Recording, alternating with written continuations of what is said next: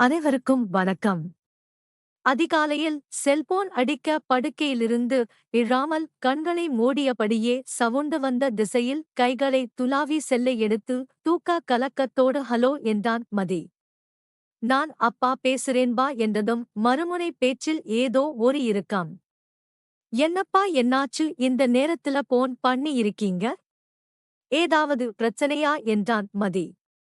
நம்ம அம்மா நம்மளை விட்டு போயிட்டாடா என்று போனில் உடைந்து அழுதார் அப்பா. அப்பா என்னப்பா சொல்றீங்க? அம்மாவுக்கு என்னப்பா ஆச்சு என வாரி சுருட்டு எழுந்தவனுக்கு பேச வரவில்லை. எப்படிப்பா அழுகை பீறிட்டது? எப்பவும் போல எங்களுக்கு சாப்பாடு போட்டுட்டு டிவி பார்த்துட்டு தூங்க போனான். நைட் ஒரு 3 மணி இருக்கும். என்னை எழுப்பி நெஞ்சில ஏதோ அடைக்கிற மாதிரி இருக்குதுன்னு சொன்னான். நாங்க என்ன ஏதுன்னு பார்க்கறதுக்குள்ள உங்க அம்மாக்கு இப்படி ஆயிடுச்சுப்பா என பேச முடியாமல் அழுகை தொண்டையை அடைத்தது. அண்ணனுக்கு போன் பண்ணிட்டீங்களாப்பா என்றான் மதி. பண்ணிட்டேன்பா உடனே அவன் கிளம்பி வரானாம். நீ எப்படிப்பா உன்னால வர முடியுமா என்று கேட்கும்போதே அப்பாவுடைய குரல் உடைந்தது.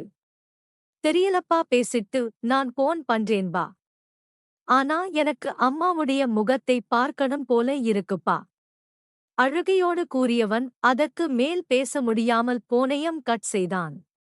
அம்மா எனக்காக நீ எத்தனையோ தியாகங்களை செய்தாயே அம்மா என்று அரற்றியவனுக்கு அழுகை வெடித்தது. அவனது அழுகுரல் கேட்டு சக நண்பர்களும் எழுந்தார்கள். ஏய் மதி என்னாச்சுடா ஏன் என்று பதறினார்கள். அம்மா அம்மா என்று பேசியவன் அதற்கு மேல் அவனால் கூற முடியாவிட்டாலும் அவர்கள் புரிந்து கொண்டார்கள். அவனை சூழ்ந்து ஆதரவாக அணைத்தும் கொண்டார்கள். இப்ப நீ போகணும் இல்லையாடா போகணும்தான் ஆனா என்னை இழுத்தான் மதி. விடிந்ததுமே நாம சூப்பர்வைசர் கிட்ட பேசுவோம். அவர் என்ன சொல்றாரோ அதுபடியே செய்வோம் என்றார்கள் சக நண்பர்கள். என்றவன் கண்கள் மட்டுமே அருவியாக கொட்டியது. சார் நம்ம மதியோட அம்மா இறந்துட்டாங்களாம். ராத்திரி 2 மணிக்கு போன் வந்துச்சு. என்னப்பா நீங்க எனக்கு அப்பவே இன்பார்ம் பண்ணி இருக்க வேண்டியதுதானே? என்றவர் மதியின் கைகளையும் ஆதரவாக பற்றிக்கொள்ள மதியோ உடைந்தான். மதி ஊருக்கு போகணும்னு விருப்பப்படுறான் சார். கடைசியாக ஒரு தடவை அவன் அம்மா முகத்தை பார்க்கணும்னு ஆசைப்படுறான் சார். அதுக்கு நீங்கதான் ஹெல்ப் பண்ணணும் என்றார்கள். எப்படிப்பா நம்ம கம்பெனில ஒரு வருஷத்துக்கு ஒரு முறைதான் அனுமதி. அதுவும் மதி 6 மாசத்துக்கு முன்னாலதான் ஊருக்கு போயிட்டு வந்திருக்கான். வளைகுடா நாடுகளோட சட்டதிட்டம்தான் உங்களுக்கு தெரியுமேப்பா. அதுவும் அவன் பார்க்கிற சைட்டோட வேலையே 1 மாசத்துக்கு உள்ளார முடிக்கணும்னு எம்டி வர சொல்லி இருக்காரப்பா என்றார் அவர். சார் அவங்க அம்மா முகத்தை ஒரு தடவை பார்க்கணும்னு ஆசைப்படுறான். 1 வாரம் மட்டும் லீவு வாங்கி கொடுங்க சார். ப்ளீஸ் மதிக்காக என நண்பர்கள் கெஞ்சினார்கள். சரிப்பா 10 மணிக்கு எம்டி ரூமுக்கு வாங்க, எல்லோரும் வராதீங்க, யாராவது ஒருத்தர் 2 பேரு மட்டும் மதி கூட வாங்க பார்க்கலாம் என்றார். எப்படியாவது பேசி லீவி வாங்கி தர முயற்சிக்கிறேன் என்றும் கூறினார். எம்டியிடம் வெகுநேரம் பேச துக்க விஷயம் என்பதால் எம்டிக்குள் இருக்கும் தாய்மை உணர்ச்சி ஒப்புக்கொண்டது. 1 வாரம் விடுப்பு கொடுக்கப்பட்டு அவன் விரைவாக செல்வதற்கான விமான டிக்கெட்டும் ஏற்பாடு செய்து தரப்பட்டது. நண்பர்கள் உதவியுடன் விமான நிலையம் வந்து விமானத்திலும் ஏறினான் மதி. மனசு மட்டும் அம்மாவையே சுற்றி சுற்றி வந்தது. மனசுக்குள் அம்மா தனக்காக பட்ட கஷ்டங்கள் எல்லாம் ஒன்றன் பின் ஒன்றாக நினைவுக்கு வர கண்கள் கண்ணீரை வலித்தபடி இருந்தன. எப்படியாவது 4 மணிக்கு திருச்சி போயிடலாம், 6 மணிக்கெல்லாம் வீட்டுக்கு போயிடலாம் என்று நினைத்தும் கொண்டான். கடைசியாக அம்மா முகத்தை பார்த்திடலாம் என்ற நம்பிக்கை முளைத்தபோது அவனுக்கு அழுகை வெடித்தது. அப்போது விமானம் ஒரு சில காரணங்களால் சென்னையில் இறக்கப்படும் எனவும் அங்கிருந்து திருச்சி செல்லும் பயணிகள் வேறு ஒரு விமானம் மூலமாக அனுப்பி வைக்கப்படுவார்கள் எனவும் பயணிகளுக்கு ஏற்பட்டுள்ள இந்த அசௌகரியத்திற்கு மன்னிக்கவும் நன்றி என்ற அறிவிப்பு வெளியாக ஐயையோ அம்மா என்று கத்திய மதியை அனைவருமே ஒரு மாதிரியாக பார்த்தனர். சென்னையில் விமானம் இறக்கப்பட திருச்சி செல்லும் பயணிகள் அனைவருமே ஒரு அறையில் தங்க வைக்கப்பட்டனர். மணி 3 இருந்தது. அங்கிருந்த போன் மூலமாக தனது அண்ணனை தொடர்பும் கொண்டான். அண்ணா அழுகேதான் முந்திக் கொண்டது. என்னப்பா திருச்சி வந்துட்டியா? உன்னதான் பா எதிர்பார்த்துக்கிட்டு இருக்கோம் என்றார் அண்ணன்.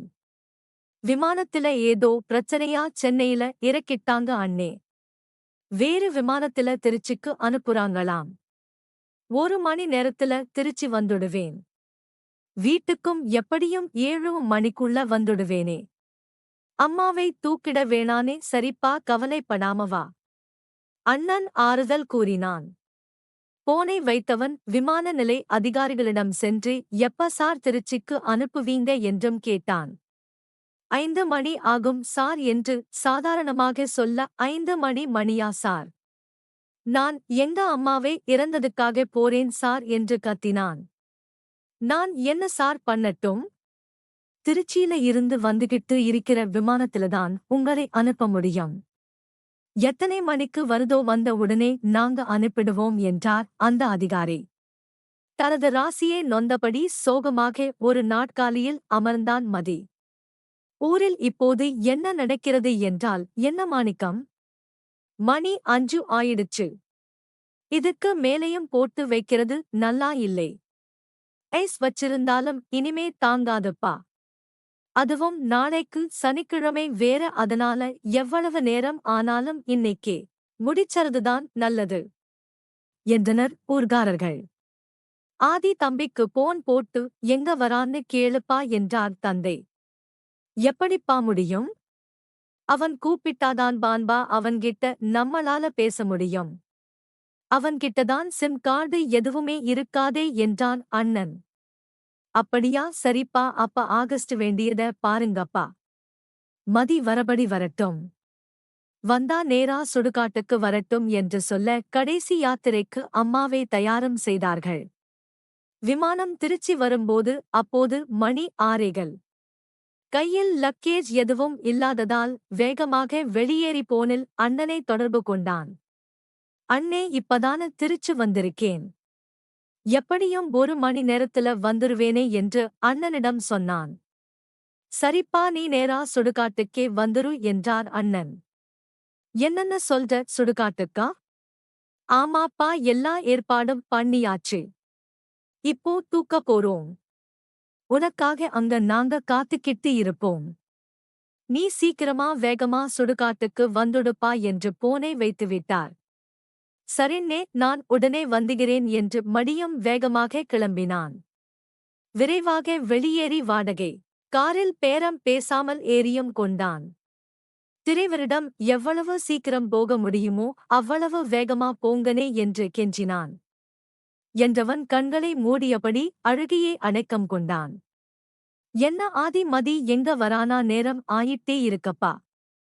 மேகம் வர ஒரு மாதிரியா இருட்டிக்கிட்டே வருது. மழை வந்துட்டா சிரமமாயிடும்பா. குழிக்குள்ளார தண்ணி நின்னுக்கிச் சொன்னா என்ன பண்றது சொல்லு. லைட் எதுவும் அங்க இல்ல, இருட்ல காரியம் பண்ணவும் முடியாதுப்பா. என்ன மாணிக்கம், ஆகஸ்ட் வேண்டியதை பார்க்கலாமா என்றார். இன்னும் கொஞ்ச நேரம் பார்ப்போமே. அவங்க அம்மா முகத்தை பார்க்கறதுக்காக அவன் துபாயில இருந்து வரான் சித்தப்பா என்று மகனுக்காக கெஞ்சினார் மாணிக்கம். அப்போது திடீரென ஒரு சில துளிகள் தூறல் விழுக்க மாணிக்கம் தூறல் வேற வந்துடுச்சு. பெரிய மலையாயிட்டா சிக்கலுப்பா என்று சித்தப்பா சொல்ல சரி அப்ப ஆகஸ்ட் வேண்டியதை பார்க்கலாம் என்று சம்மதித்தார் மாணிக்கம். சுடுகாட்டில் செய்ய வேண்டிய காரியங்கள் முடிந்து மனைவியை குழிக்குள் இறக்கும் போதாவது மதி வந்திட மாட்டானா என்று அவருடைய மனம் தவித்தது. அவர் கண் முன்னால் அவர் மனைவி குழிக்குள் இறக்கப்பட அதை காண முடியாதவராக கண்களை மூடியபடி கதறியபடி மண்ணளியும் போட்டார். அவரைத் தொடர்ந்து பெரியவனும் அழுதபடியே மண்ணி போட மற்றவர்களும் மண்ணி போட்டுவிட்டு நகரும் போது வெட்டியானிடம் நல்ல மூடிட்டியாப்பா என்று சொன்னார் ஒருவர். காரை ரோட்டில் நிறுத்தச் சொல்லி திரைவிடம் சற்று நேரம் காத்திருக்கும்படியும் கூறிவிட்டு இருட்டில் ஒற்றையடி பாதையில் ஓடி வந்தான் மதி. எதிரே அனைவருமே அம்மாவின் காரியத்தை முடித்துவிட்டு அம்மாவை நல்லடக்கம் செய்துவிட்டு திரும்பி வருவதைக் கண்ட மதி அம்மா என்று அந்த பிரதேசமே அதிரும்படி கத்தினான். இது ஒரு வெளிநாட்டில் வேலை செய்த ஒரு இளைஞனின் கண்ணீர் கதை. இந்த வீடியோவை பற்றி உங்களுடைய கருத்துக்கள் என்ன அப்படிங்கறத கீழே இருக்கக்கூடிய கமெண்ட் செக்ஷன்ல மறக்காம சொல்லுங்க. முடிந்த அளவுக்கு இந்த வீடியோவை மற்றவங்களுக்கும் ஷேர் பண்ணுங்க.